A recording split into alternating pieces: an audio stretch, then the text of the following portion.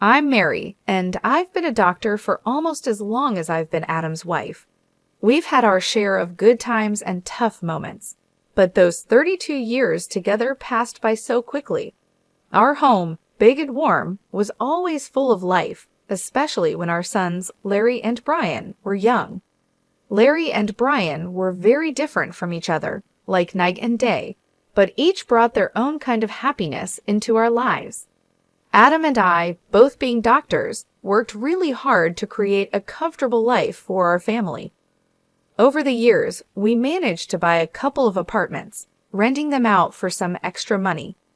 Life seemed to be going well until one day, Adam came home looking pale and more serious than I had seen him in years. "Mary, we need to talk," he said with a heavy tone as he put down his medical bag by the door. "I had some tests done last week. The results, they came back. It's cancer, Mary." The months that followed were a whirlwind of hospital visits, treatments, and endless hours spent in waiting rooms. Adam fought bravely, but the cancer was relentless. Watching the strongest man I knew weaken and fade away was heartbreaking. No amount of medical knowledge could prepare me for that kind of pain. One evening, as we sat quietly in the living room, Adam took my hand and said, "Mary, if things don't go the way we hope, you need to make sure everything is taken care of with the boys. The will is all set, and you'll be fine financially." Not long after that conversation, he was gone. The funeral was a solemn event, with family, friends, and colleagues coming from all over to pay their respects. But it was the quiet in the house after everyone left that hit me the hardest. The empty spaces where Adam used to be, his belongings still in their usual places, it was painful to see and remember. A few days after the funeral, I was in the kitchen, trying to figure out what to do with all the leftover food, when Larry stormed in, his face full of worry and anger. Brian followed behind him, looking like he wanted to be anywhere else but here. "Mom, we need to talk about Dad's will," Larry said, getting straight to the point, as he always did. I sighed and put down the cling film I was holding. "Yes, I know. Your father left everything to me. He wanted to make sure." I was trying to manage things when Larry slammed his hand on the counter and said, "But what about me and Brian? We're his sons. It's not fair that we get nothing." Brian stepped in, trying to calm things down. "Larry, let's not rush into this. Mom's still grieving, and we can sort this out without fighting." Larry shot him a look and said, "It's easy for you to say. You're not thinking about the future like I am." I leaned against the counter, feeling the weight of their stares. "Your father and I built this life together, and he trusted me to take care of things. But I understand what you're saying, Larry. It's not my intention to leave you out." "So what then?" Larry asked, crossing his arms and raising his voice. "Do we just wait until you decide it's the right time to give us our share?" "Larry, watch your tone," I snapped, my patience wearing thin. "I am still your mother." Brian stepped between us, holding up his hands like a referee. "Both of you, please. This isn't helping." "Mom, maybe there's a middle ground here." I nodded and rubbed my temples, thinking it over. "Okay, here's what we can do. The apartments your father and I invested in, the ones downtown," I started, but Larry interrupted. "Yes, those." I gave him a look that told him to be quiet for a moment. "I was thinking you each take one. They're yours to live in or rent out, and from the savings, let's say $320,000 each to help you get started with whatever you need." Larry bit his lip, clearly doing the math in his head. "And the rest of the stuff? The house, the money?" he asked. "That stays with me for now," I replied. "When I'm gone, it will come to you, as your father wanted." Larry looked like he wanted to argue more, but Brian nudged him and said, "Let's think about this. It's a fair start. Mom's not leaving us with nothing." Larry finally nodded, though he still seemed unhappy. "Fine, but I want this in writing, Mom. No more surprises." Of course, I agreed. "We'll get everything documented properly." As they left the kitchen, I could hear Brian whispering to Larry, "Give her a break, will you? She's doing her best."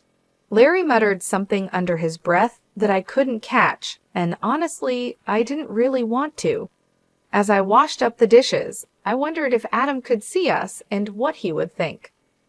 I hoped I was making the right choice, but only time would tell. And time, that tricky thing, isn't always on your side. It was a sunny afternoon, one of those rare days that makes everything feel okay, when Larry brought Julie over to meet me for the first time. They hadn't been dating long, but Larry was already head over heels for her. You could tell by the way he was fussing over her, which wasn't like him at all. They walked in, and right away, Julie had this confident air about her, like she owned the place. She was dressed up and strolled into my living room, with barely a hello, her eyes scanning everything around. "Nice place you've got here," she said, flipping her hair back as she sat down without waiting to be invited. Larry was sitting beside her, grinning like a fool. I forced a smile, trying to be a good host. "Thank you, Julie. Can I get you anything? Coffee, tea?" "Coffee sounds lovely," she replied, then turned to Larry. "Babe, make sure it's black, no sugar."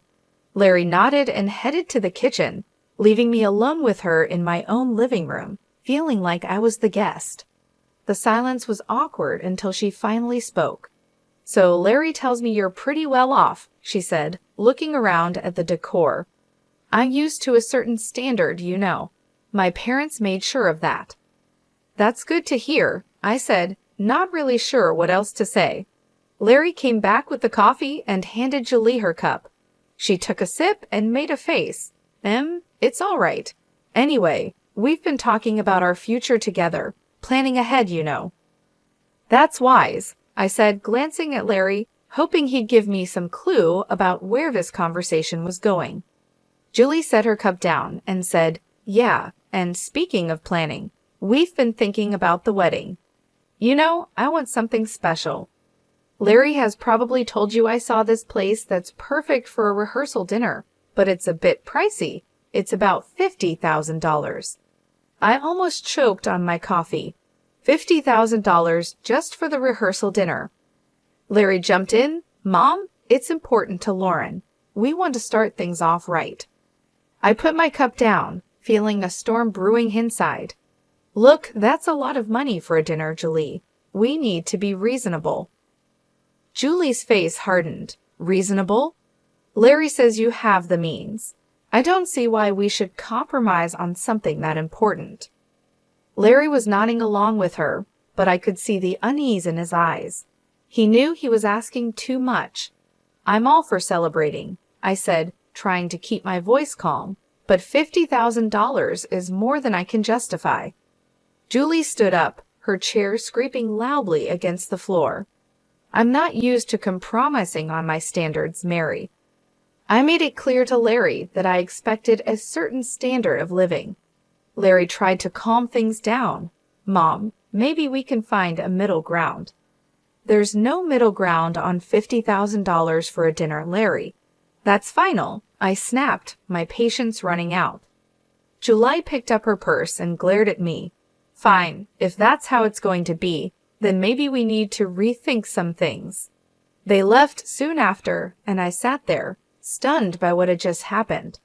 The nerve of that girl, coming into my home, drinking my coffee, and telling me how to spend my money, it felt like a slap in the face, a wake-up call I wasn't prepared for. A few days later, I was out at the grocery store when Larry and Julie decided to drop by again. By the time I got home, Brian was awkwardly trying to entertain them in the living room.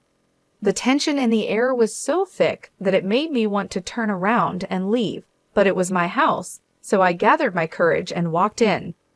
Julie, all dressed up as usual, handed me a list as soon as I put down my grocery bags.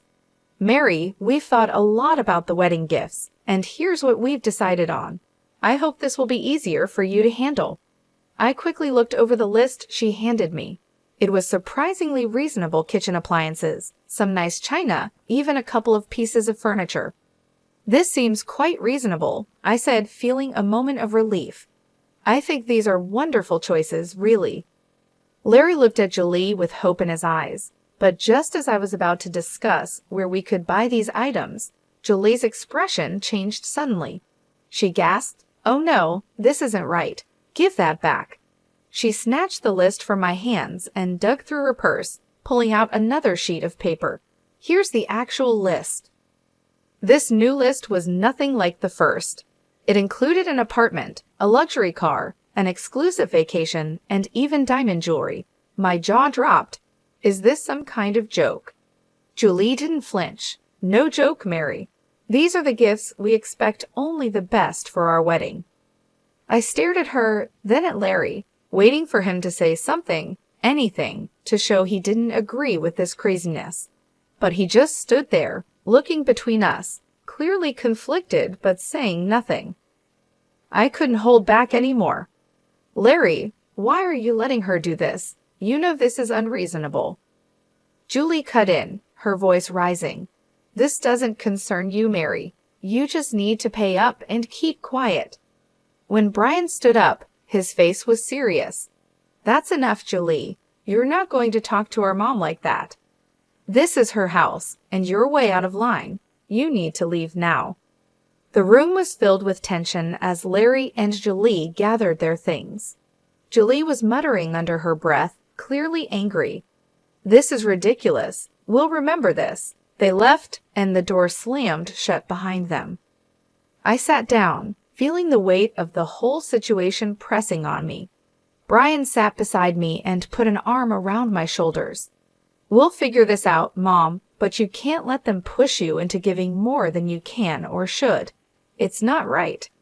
He was right, of course, but as I sat there with my son, I couldn't help but worry about Larry. How had things gotten so out of hand? How could he not see what this was doing to our family? The silence that followed was filled with unspoken worries and fears for the future.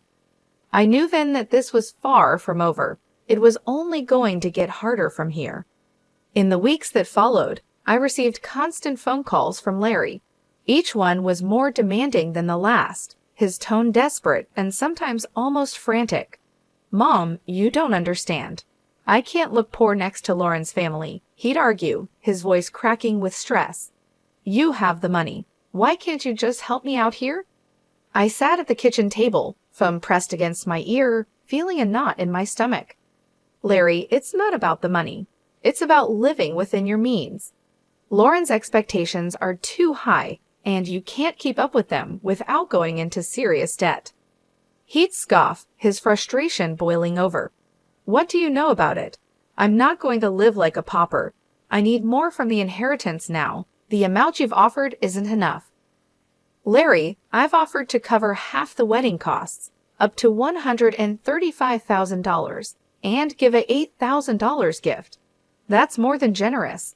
Everything has to be agreed upon with me, though, no surprises."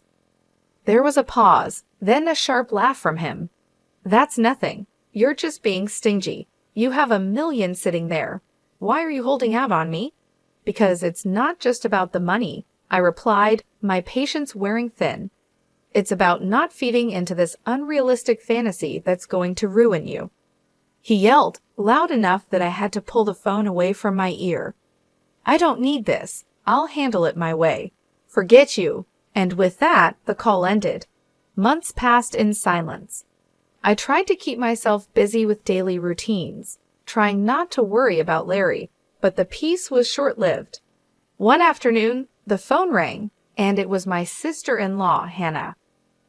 "Mary, I thought you should know." Hannah's voice was hesitant, careful. "Larry is flying all the wedding guests to Bermuda. He sold his apartment to pay for it and expects you to get there on your own. He mentioned you weren't interested in helping." I hung up, a mix of anger and sorrow swirling inside me. How could he be so reckless? Before I could process it all, Brian came into the room, his expression serious. "Mom, there's something you need to hear." I recorded their conversation when they were sitting here in the living room. He handed me an audio recorder. I pressed play, and the voices of Larry and Julie filled the kitchen. "Your mom is just a nasty old woman with a fat wallet. We need to squeeze as much as we can out of her and then cut her off," Julie's voice said coldly. Larry's voice responded, just as chilling. Whatever it takes, Lauren. I'm not going to let her control us. If it comes down to it, I'll kick her out in her underwear. I turned off the recorder, my hands trembling. Hearing my own son speak like that about me, his mother, was too much. The room spun as I tried to understand the depth of his betrayal. Deciding to fly to Bermuda wasn't easy, but Brian was by my side, both of us tense but determined to face whatever awaited us. When we landed and approached the venue, I was taken aback by the sheer extravagance of it all, flowers everywhere, lights strung like stars across the evening sky, and music floating in the air. As we walked into the gathering, I spotted Larry and Julie mingling with the guests. They looked like the perfect couple, all smiles and laughter. My heart ached to see my son so lost in this artificial paradise. Before I could take another step towards them, Julie spotted us. Her smile vanished, replaced by a scowl as she marched over, her high heels clicking angrily against the stone pathway. You shouldn't be here, she hissed, stopping just inches from me, her voice loud enough to draw attention. This is my day, and you're not welcome. I was stunned, but before I could respond, her parents, who had overheard everything, came over. Her father, a tall and stern-looking man, spoke first. Julie, that is no way to speak to your guest, especially not to Larry's mother. His tone was firm, and it made her cheeks flush with embarrassment. Her mother, looking just as upset, turned to me with an apologetic smile. Mary, please come with us. Let's find you a place to sit. They guided us away to a table at the edge of the setup. It was clear that this spot was an afterthought, with no proper setting. The ceremony started soon after, with speeches that felt empty given the tension. Then, unexpectedly, I was handed the microphone. I stood up, my legs shaky but my resolve firm. I came here today to wish my son and his new wife a happy future, I began, my voice steady despite how I felt inside. But I also believe in honesty and integrity, qualities that have been sadly missing in the events leading up to this day. Julie's face went from pink to red, her eyes glaring at me with anger. I was asked for money, time, and again in amounts that no reasonable person would find justifiable. When I couldn't meet these demands, I was threatened with being cut off from my family and future grandchildren. My voice cracked a little, but I continued. Brian, seeing my distress, stepped closer and put a supportive hand on my shoulder. I nodded at him, then played the audio recording he had made. Julie's voice filled the air, cold and calculating, discussing how they would get more money from me. Larry's voice agreed, saying he was willing to leave me with nothing for the sake of his bride. The crowd murmured, shocked and disapproving. I turned off the recorder, and the silence was heavy. I gave my son an apartment and $35,000, and yet it was never enough. Today, I'm making it clear that I will not be treated as an ATM or threatened. I am disowning Larry and Julie. I wish them well, but from this day forward, I am choosing to remove myself from their lives. The reaction was immediate. Julie screamed, her voice shrill and wild. You've ruined my wedding. I curse you. After everything that had happened, coming back home was bittersweet. In the quiet, I made a decision that even surprised me. I quit my job. I had spent years healing others as a doctor, but now it was time to heal myself and rebuild the life that recent events had shaken. Brian, bless his heart, had just graduated from art college and was full of ideas and ambition. With the $37,000 I gave him, Brian opened his own tattoo parlor. It wasn't just any shop, it quickly became a place where art and skin came together in beautiful ways. Brian put his heart and soul into his work, and it paid off. He started entering tattoo contests, and soon his name was on everyone's lips in the local community. Before we knew it, he was opening more locations, creating a network of salons that became a hotspot for tattoo enthusiasts. I'd watch him sketch late into the night, his dedication a sharp contrast to the chaos his brother had chosen. You're doing amazing, Ollie, I'd say, pride swelling in my chest. During these peaceful months, Larry reappeared one afternoon. He showed up at the door, his eyes tired, his shoulders slumped, a far cry from the ambitious, sharp man he used to be. "Mom, I need to talk," he said, not waiting for an invitation to sit down. His voice was weary, so different from the demanding tone I had grown used to. I sighed and motioned for him to continue. "What is it, Larry?"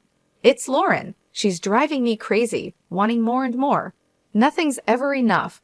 I got a second job, but it's still not enough for her." His words were filled with desperation, but they couldn't erase the past so easily. "Larry, I warned you. I told you that living like that with someone like her was unsustainable." He rubbed his face, frustration clear.